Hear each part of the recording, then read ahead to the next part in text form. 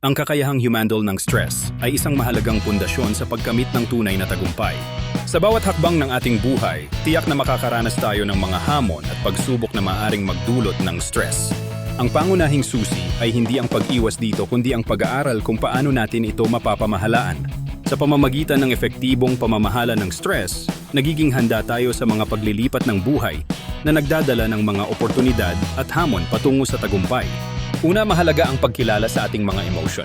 Ang stress, sa kanyang pinakapayak na anyo, ay isang natural na reaction sa mga situation na nagiging sanhi ng pag-aalala.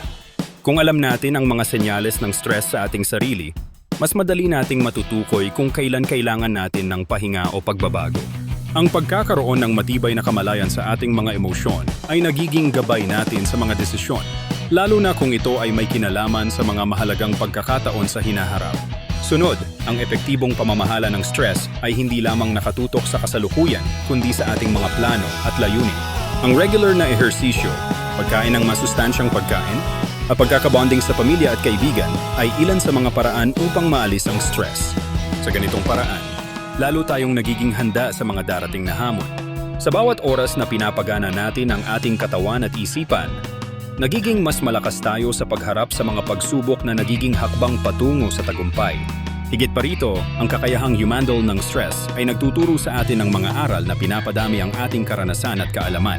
Habang tayo'y lumalakad sa landas ng tagumpay, madalas tayong nakakaharap ng mga pagkatalo at downside. Ang mga pagkakataong ito, kahit gaano man kahirap, ay nagsisilbing mga leksyon na nagbibigay liwanag at nagpapalakas sa atin. Sa susunod na pagkakataon na tayo'y sumubok muli, dala natin ang mga natutunan mula sa mga pagsubok na iyon. Kaya naman sa pagbuo ng ating sariling tagumpay, ang kakayahang humandle ng stress ay nagiging natin mabisang sandata laban sa mga hamon ng buhay.